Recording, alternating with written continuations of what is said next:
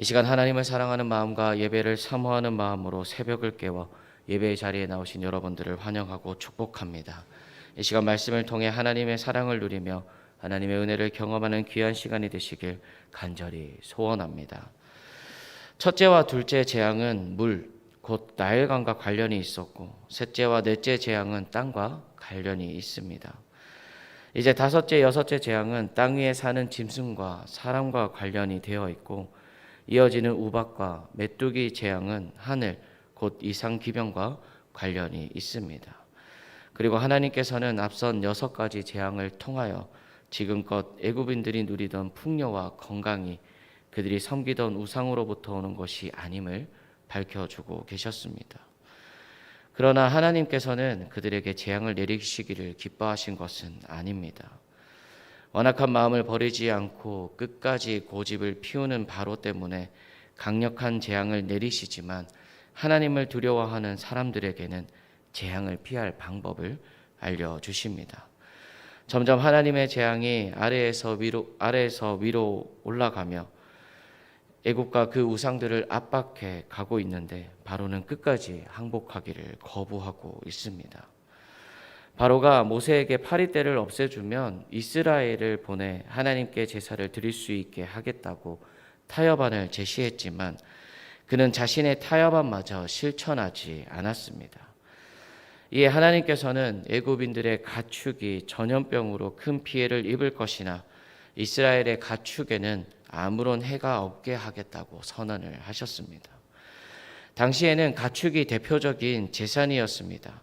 특히 애굽의 우상 가운데에는 소의 형상들을 한 신들이 많았습니다. 농경사회였던 애굽에서 소는 가장 중요한 재산이자 풍요를 가져다 주는 힘이었습니다.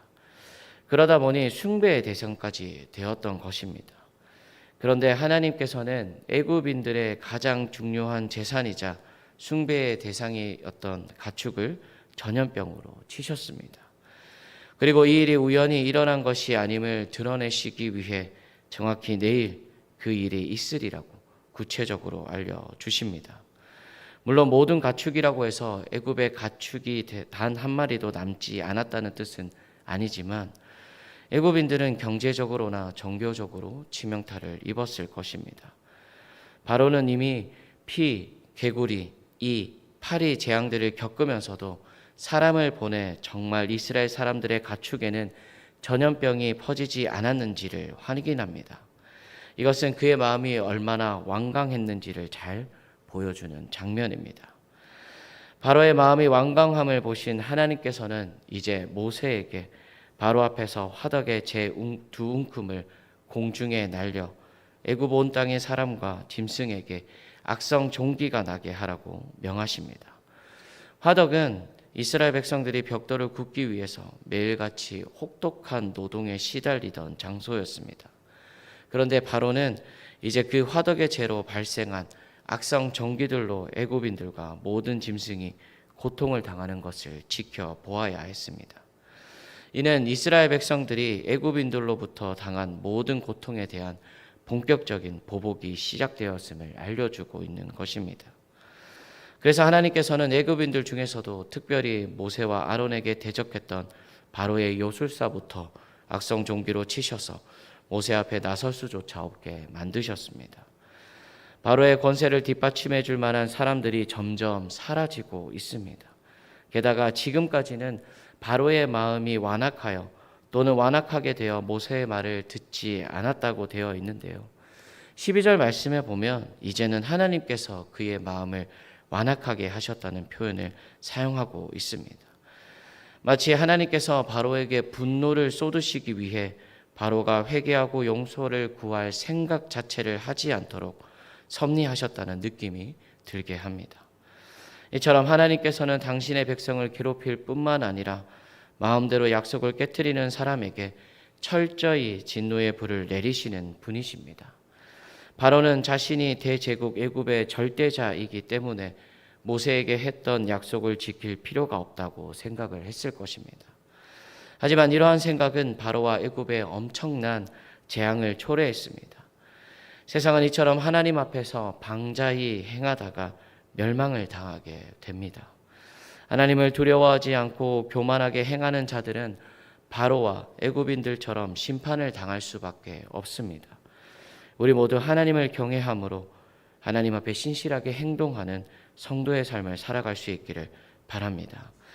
하나님께서 바로에게 내 백성 이스라엘을 보내 하나님을 섬기게 하라고 말씀하신 것을 보면 애굽과 바로를 무조건 적대시하는 것처럼 보입니다. 하지만 하나님께서는 바로와 애굽의 사정까지도 고려하고 계십니다.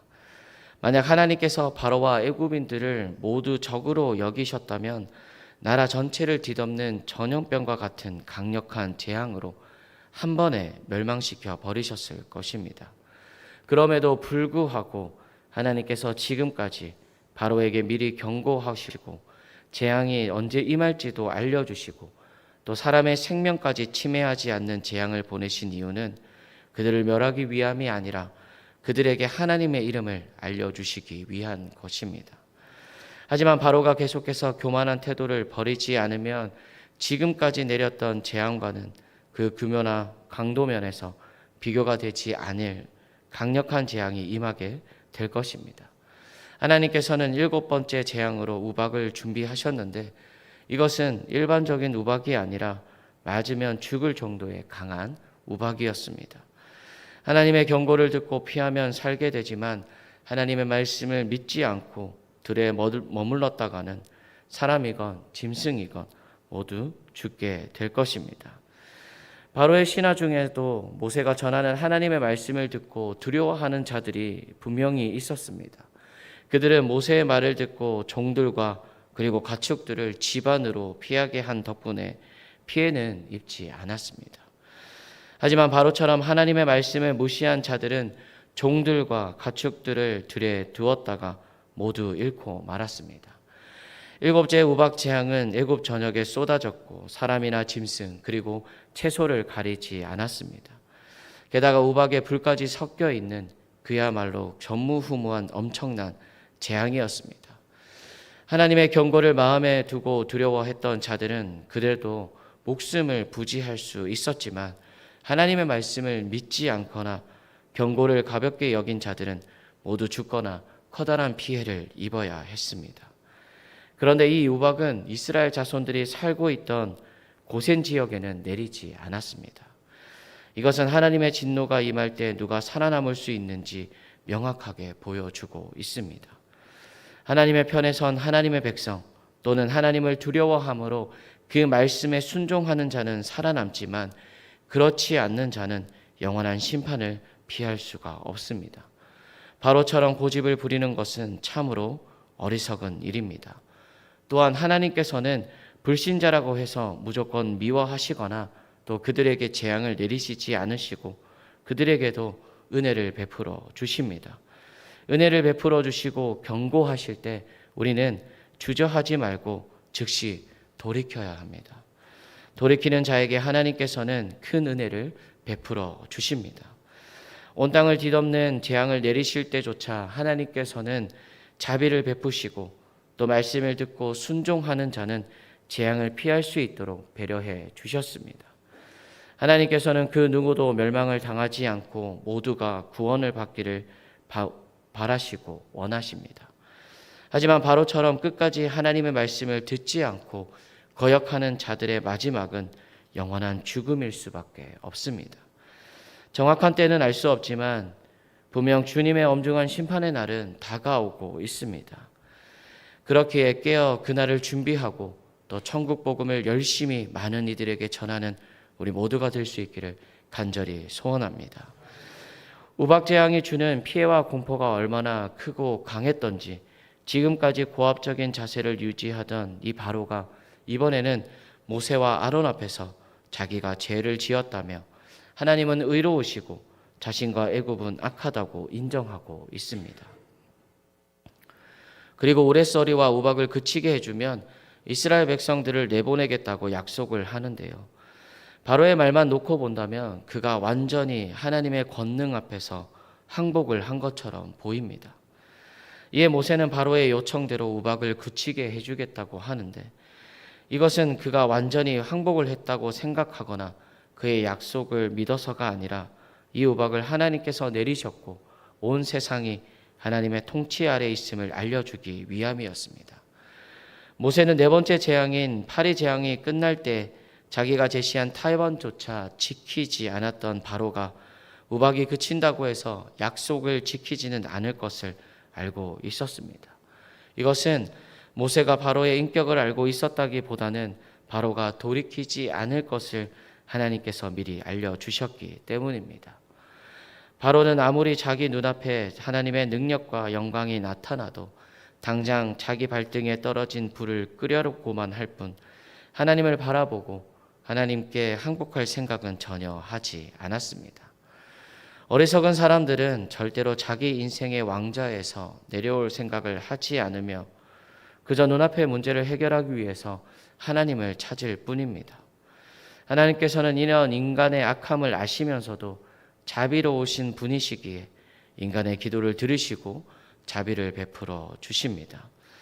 모세는 당시 보리와 삶은 우박으로 상했지만 밀과 쌀 보리는 자라지 않아서 상하지 않았다는 사실을 기록하고 있습니다.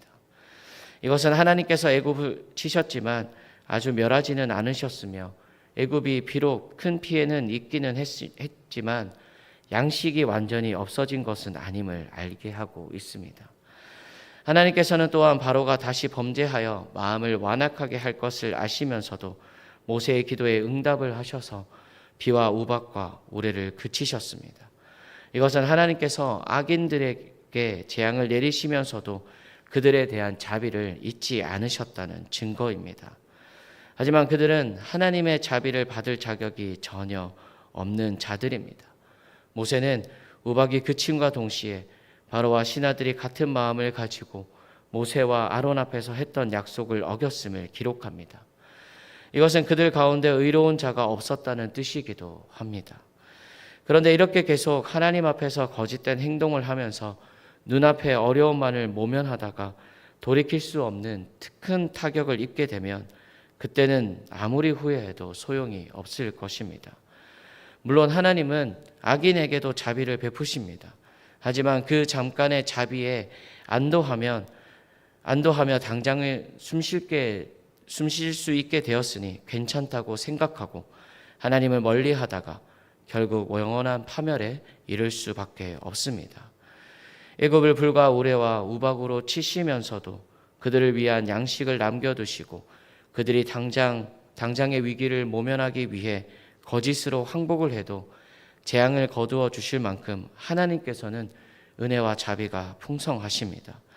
그러나 하나님이 용서해 주셨음에도 불구하고 다시 죄를 범하는 행위는 결국 자기 머리 위에 영원한 심판의 숯불을 쌓는 것이라는 사실을 우리는 기억해야 합니다. 하나님 앞에서 죄를 용서받았다면 당연히 우리는 그 은혜에 감사하며 다시는 그런 죄를 범하지 않는 것이 마땅합니다. 이러한 믿음의 삶을 살아가는 여러분들이 되시길 간절히 소원합니다. 기도하시겠습니다.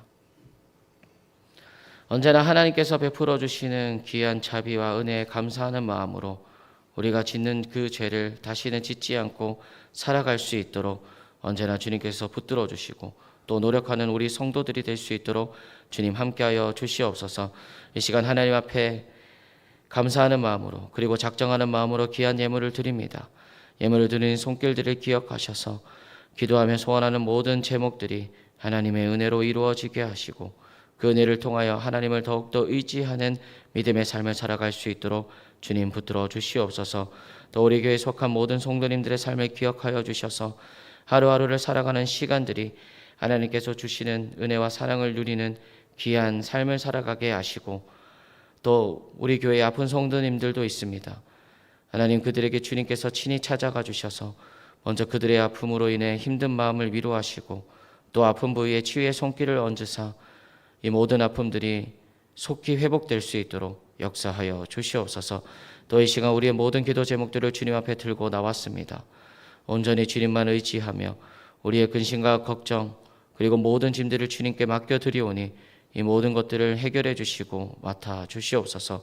오늘도 주님과 함께 동행하는 귀한 믿음의 삶이 되도록 하실 줄 믿으며 예수님 이름으로 기도드립니다. 아멘.